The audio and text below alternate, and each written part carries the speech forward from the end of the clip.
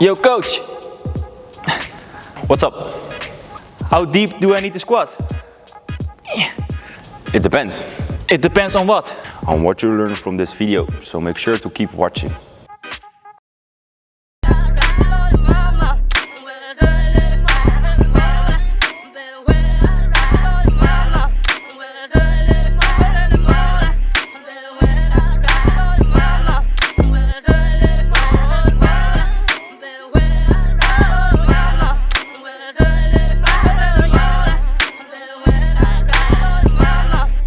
So what we want with this movement is a violent hip extension accompanied by a upward pull.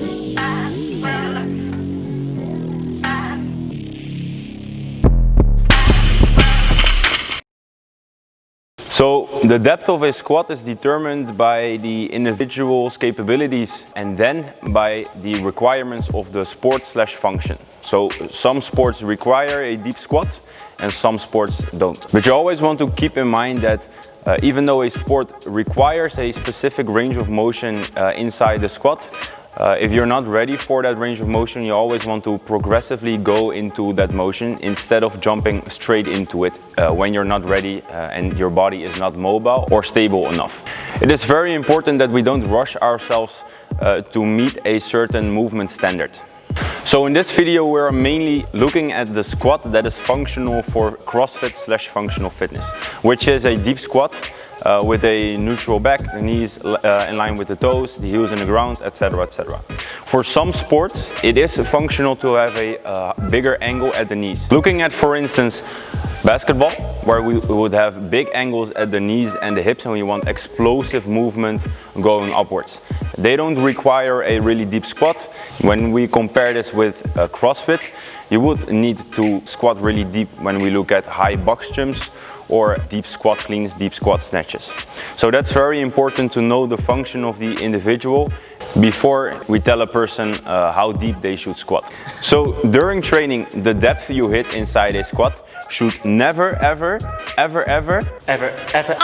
be dictated by the movement standard of a certain exercise or a specific sport. But you always want to move through the ranges that you can move through instead of what you need to move through. So the first mistake that occurs when an individual tries to squat really deep while they're not able to do that is that they lose the tension inside the core. So a really quick drill that you could try is to grab the fingers, the two fingers, and squeeze it inside the abdominals. And then when you go down, you want to feel your abdominals on the fingers and tensed when you go down. So when you go down and you feel that it is really loose, then is that the point that you should stop, and that's the right depth for your squat. Try that. So he goes down, he feels the fingers, it's still really tensed. So that's the right depth for him. When you would go further and you would notice that he's having a hard time to keep the tension on the core, then that's his depth that he should play with during training, but not with a lot of weight, because there's not enough core stability inside the squat. Try it again. He likes to touch himself with the fingers. Okay, so the second thing that often goes wrong is foot positioning and knees caving inwards. So while he goes down into a deep squat, the knees are going inwards or the feet is leaning on the inside of the feet instead of in the middle of the foot. So he goes down, the knees are caving inwards while he's at 90 degrees. Right, then I would get him back up, go up, up, up, up, go down again, slowly, and on to the point that the knees are starting to cave in. Stop. Right, then I would ask him to pull his knees out more, hold it, go slowly lower if you can. Stop.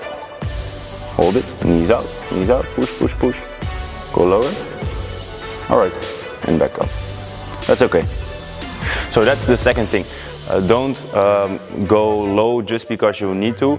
Make sure that the knees are in line with the toes, and if it's too stiff in the inner area of the legs, just make sure that you stretch enough before going on with your squats, and then make sure that the knees are in line with the toes and that you have a firm and stable foot on the ground, that the entire foot is on the ground. So for the next one, he's gonna turn 90 degrees.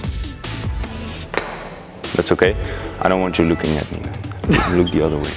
So when he goes down into the squat, we want to make sure that the infamous butt wink, it is okay if it is there, but you don't want a exaggerated butt wink inside the squat. So he goes down, he tries to maintain a neutral spine, and when you see that the lumbar spine is rounding a lot, that's the point that he should not go lower and he should go up a little bit and hold it there for a few seconds and go back up.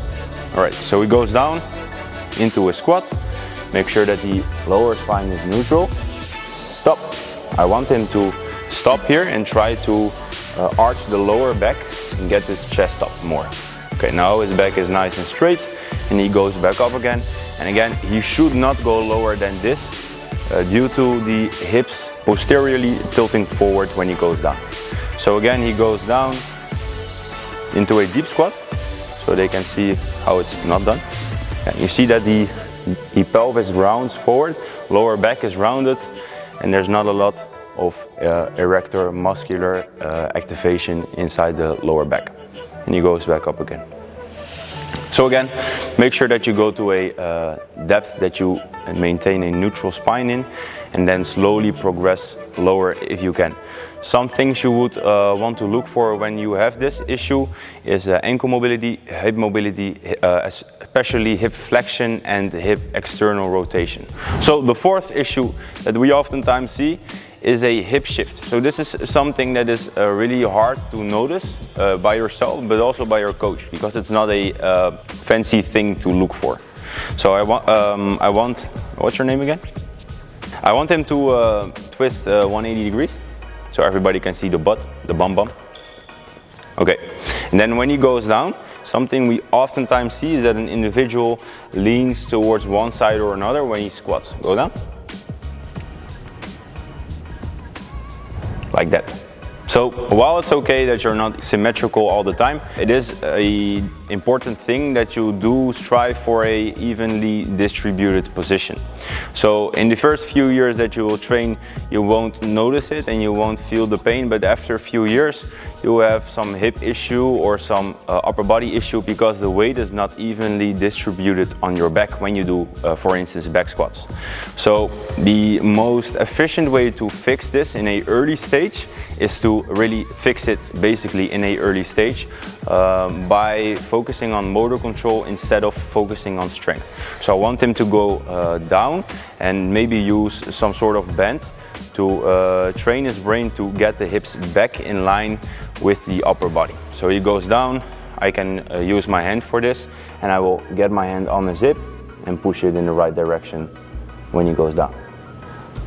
Good thing to use now is a tempo squat. So he goes down slow, he holds it for a few seconds, he goes up slowly and he rests there for a few seconds to ensure that the quality of movement is maintained. That's it for this week's movement breakdown. Remember that it is always dictated by the individual how deep they should and could squat, so not by the requirements of the movement.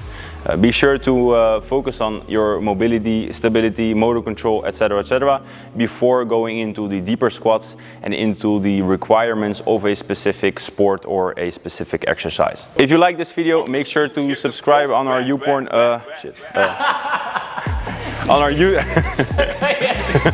Make sure to subscribe on our YouTube channel. If you like the video, what do they need to do?